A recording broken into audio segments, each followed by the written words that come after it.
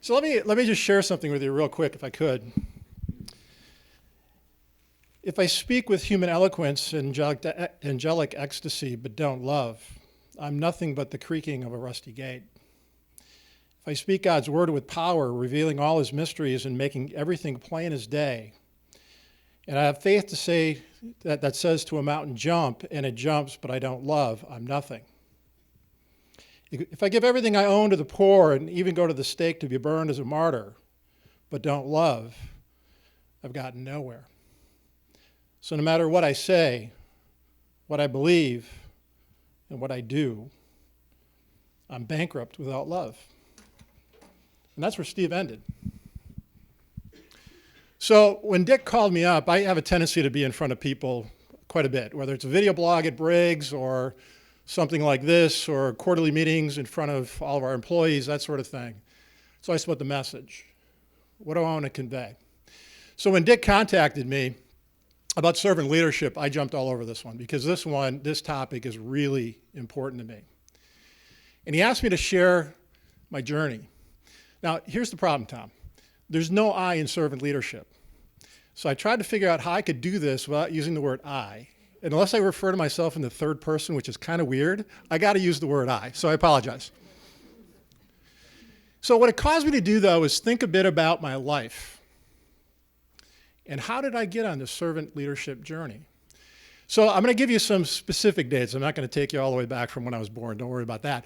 But ultimately, there's some really important dates that really speak to me in terms of my journey. The first one is June 15th, 1987. That's the day I started with Arthur Andersen. Now, growing up, my folks didn't have a lot of money. I was never wanting for anything, but we didn't take vacations or anything like that. So what I really wanted to do, and I had to reflect on why did I think the way I thought, why did I act the way I acted? And I was excited. I was going to go make money.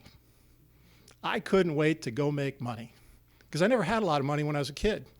So I remember getting in my suit and having the briefcase, driving downtown to the 777 Wisconsin building, and I was on my way. I was going to show the world I was going to make it. And that's what it was about. Never thought about servant leadership back then. The second date is June 16th, 1990. That's the day I got married.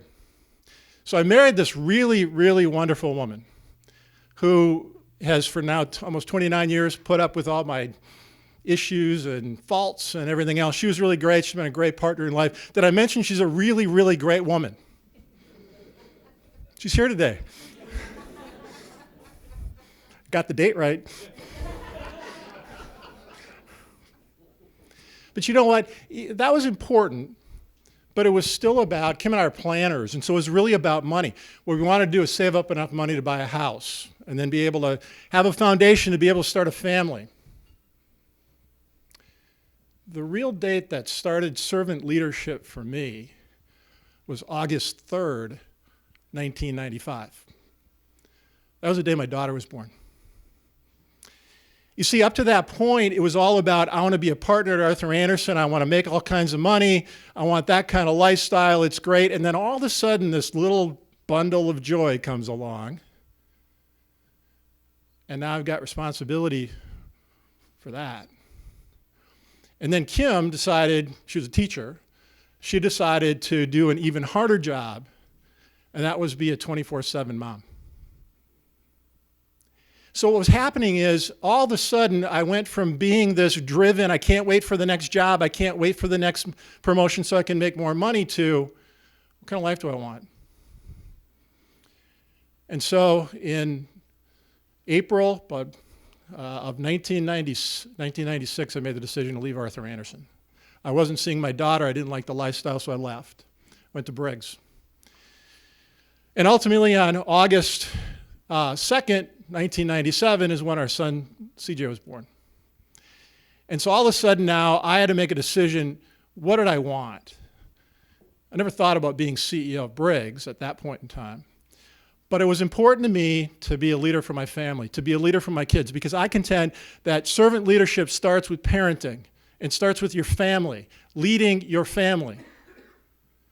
I wanted to be the dad that was there when CJ struck out and when CJ hit the home run. I wanted to be the dad that was there when Taylor missed the flip turn in swimming and then got her personal best in a different meet. I wanted to be that dad who was there for his family. So then, continue on at Briggs. August of 2003 was another profound date for me. That's when I became president of our products group. Now, up until that point, I was pretty much in finance, accounting. It was all about the rules, all about the numbers, the debits equal the credits, all that other good stuff for the accountants in the room. But ultimately, this one was different. Because I remember going out to Jefferson, where my office was located. And I sat in my office and I went, what am I supposed to do? What does a president do? So I thought about it, and I thought, well, here's what I don't want to do. I don't want to go out and tell everybody what they should do, because I have no idea what they should be doing. But you know what? There's some people that would do that. You guys referred to it early on this morning when you talked about command and control and things like that. So I thought, no. How can I be helpful? So I just got out of my office and started sitting in meetings. Didn't say much, listened a lot. And then started offering suggestions. Didn't tell them what to do. And all of a sudden, people went, okay, this is kind of interesting. And it was a turnaround situation. I'm not telling you I had anything to do with the turnaround. The team did. We turned the business around. Then I went to be chief operating officer, all this other stuff. Learned a lot along the way as a servant leader. But the next really profound date was January 1st, 2010. That was the day I became CEO of Briggs. That was an interesting day, not the day itself, but ultimately now being in charge, being the CEO of a $2 billion company, and understanding that there's, at the time, about 7,000 people who now relied on me. But here's what's funny about it. I relied on them. You see, I joke with the team all the time that my job is to shake hands, kiss babies, cut ribbons, and give speeches. So today I've shaken hands and I'm giving a speech. I am working really hard today. But I go into our plants and we shut the plant down, we bring everybody together, and I tell them that, and they all laugh, right? I said, no, you don't understand. You're the people that on a day in, day out basis, you're the ones that matter, whether we're doing good in the world. I can make decisions, but ultimately what it comes down to is the decisions you make on a day-to-day basis, making those engines, making those products, it's really what matters. You're the ones that fulfill our mission of providing power to people to get work done and make their lives better. Now, what's interesting about being a CEO is you have a choice. I learned this early on, right after January 1st, because all of a sudden I started getting all these people inviting me to these cool things. The Masters, big golf. I'm a big golfer. I love golf. I'm terrible at it, but I love it. Kentucky Derby, Packers in the Super Bowl. By the way, I didn't go to any of those because they violate our integrity policy, so don't go back to Briggs and tell them I went to those. I didn't. But people wanted me to go with them to places. Wow, that's really cool. People wanted me to come up and speak. Wow, people care about what I have to say. CEOs as a group are just slightly above politicians when it comes to respect and values and everything else. Except individually, people show you a lot of respect. Wow, I must be really important. You see, to this day, here's what I fight every day. Being a CEO is what I do. Being a CEO is not who I am. Who I am is a leader, a servant leader. Who I am is hopefully a really good dad. Who I am is hopefully a really good husband. Who I am is somebody who wants to do things in the community to make the community better. Because here's the deal. There's going to be a day where I'm not going to be CEO anymore.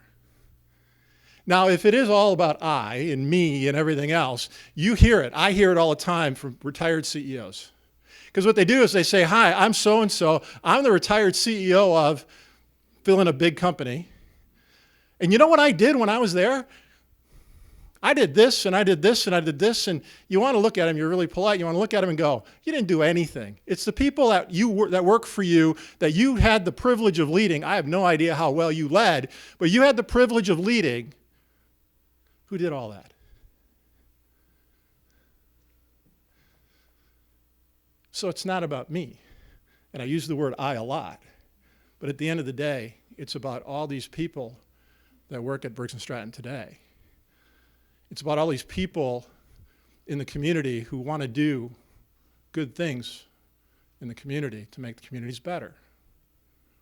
So let me leave you with this. What I read to you to begin with was 1 Corinthians 13. It was out of the Message. And let me continue on, just 2 more verses. But I think this second verse I'm going to read to you really drives home what servant leadership is all about. So it goes on to say, love never gives up. And here it is. Love cares more for others than for self. Thank you.